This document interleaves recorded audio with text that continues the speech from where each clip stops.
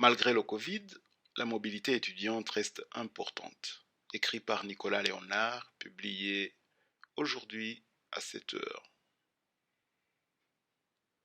Étudier à l'étranger fait partie intégrante d'un cursus à l'Uni, mais la crise sanitaire est venue considérablement perturber la mobilité des étudiants. La vice-rectrice aux affaires académiques explique comment l'Uni tente de trouver des solutions à chaque problème qui s'oppose. Quelle place occupe la mobilité des étudiants au sein de l'Uni? Catherine Leglu.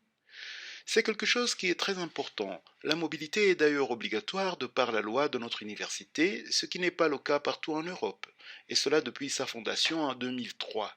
Chaque année, 600 de nos étudiants partent et 600 arrivent de l'étranger pour suivre nos cours. C'est donc très ancré, prévisible, inscrit dans le calendrier académique. Mais la crise sanitaire est venue bousculer tout cela. Le Covid est venu en effet perturber la mobilité. On a vu des difficultés survenir dès le début de la pandémie. Très vite, il est apparu que les étudiants chinois qui devaient venir en février ne le pourraient pas. Ce fut un premier signal d'alerte. Oui, ce fut le premier signe qui nous indiquait que l'on devait commencer à envisager des annulations de mobilité, des reports, et voir comment les compenser. Quand la pandémie a commencé à se diffuser en Europe, fin janvier et début février, il est devenu clair qu'on allait devoir envisager des mesures à plus grande échelle. Durant le printemps, notre ministère de tutelle nous a autorisés à annuler ces mobilités, mais à les valider. Ce qui dispensait les étudiants de devoir recommencer un semestre pour mettre en pratique cette mobilité.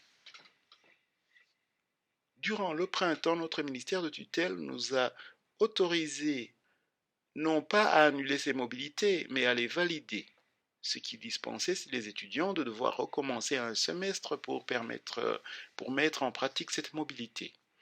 Mais ne pas pouvoir partir alors que l'étudiant attend cela avec impatience est quelque part difficile à vivre pour un étudiant. Comment l'Uni a-t-elle réagi?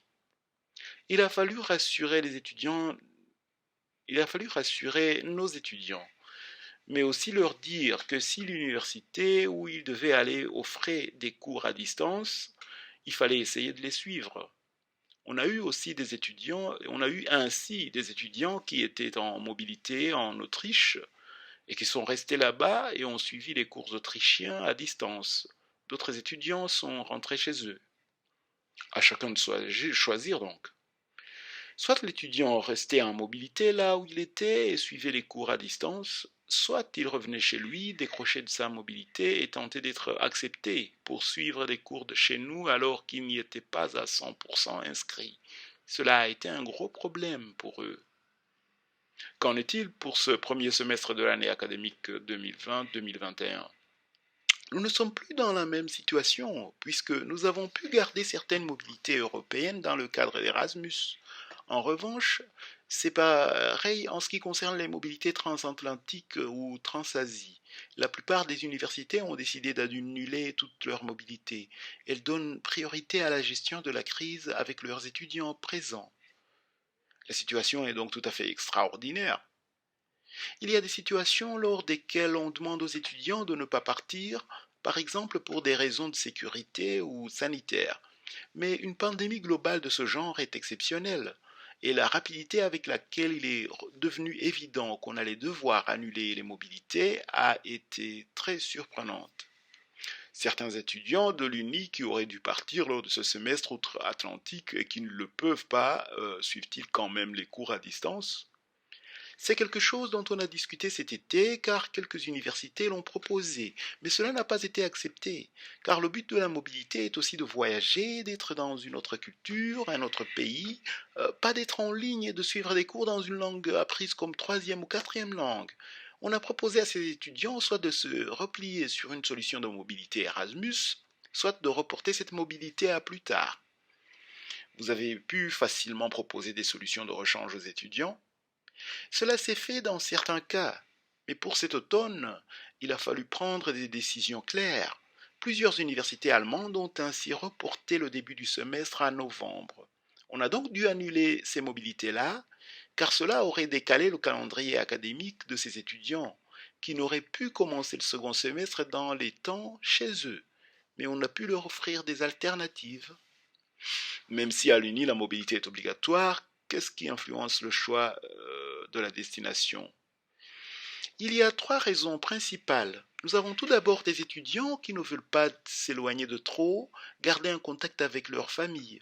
Ceux-là iront à Metz, Trèves ou Nancy et pourront rentrer chez eux le week-end.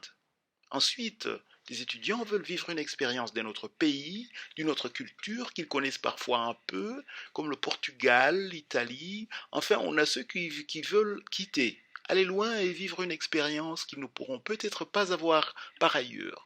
Ceux-là partent par exemple en Australie, Japon, Corée du Sud. Souvent, c'est l'idée de pouvoir étudier dans un autre cadre, de découvrir une autre langue, explorer une autre culture qui motive plutôt que les études elles-mêmes. Même si on a parfois des étudiants qui demandent à aller dans une université précise, qui propose un cursus précis. Comment envisagez-vous les choses pour les mois à venir? Parvenez-vous à mieux participer, à mieux anticiper les événements? On se doute hélas qu'il y aura des annulations au second semestre, surtout dans le cadre non UE. On voit partout dans le monde des secondes vagues. Rien n'est encore certain, beaucoup d'étudiants ont reporté leur mobilité au second semestre et on essaie de trouver des solutions pour eux en cas d'annulation. Cela crée en plus un goulot d'étranglement puisqu'il y a ceux qui devaient partir au dernier semestre de l'année académique 2019-2020 et qui ont reporté avec l'espoir de partir maintenant, ceux qui devaient partir maintenant, mais ont reporté à janvier ou février. Si ceux-là ne peuvent pas partir, cela va être compliqué, car ils vont s'ajouter à ceux qui auraient dû partir normalement en janvier ou février. Cela va augmenter d'un coup le nombre d'étudiants qui doivent partir, mais aussi ceux qui devraient arriver chez nous. L'Uni pourrait-elle à un moment refuser les étudiants étrangers faute de place? Dans le cadre Erasmus, il y a souvent un numerus clausus pour le nombre des places prévu dans les accords. L'avantage avec Erasmus, c'est que l'on sait donc à l'avance combien de places sont accessibles, puisque le principe est un échange. Si on envoie 10 étudiants, on devrait en recevoir normalement 10. Combien d'universités sont-elles partenaires de l'Uni dans le cadre de la mobilité? Nous avons 400 partenaires pour les bachelors et les masters, et sur ces 400, 350 sont des échanges Erasmus. Parfois, il s'agit de plusieurs départements dans une même université ou de plusieurs universités dans une même ville. La mobilité reste donc importante. Oui, elle demeure très importante, notamment car on estime que l'université est aussi le moment d'avoir une ouverture sur le monde. Et la mobilité fait partie de cela. Maintenant, la crise sanitaire va changer sans doute aussi notre rapport au voyage, le rendre plus difficile.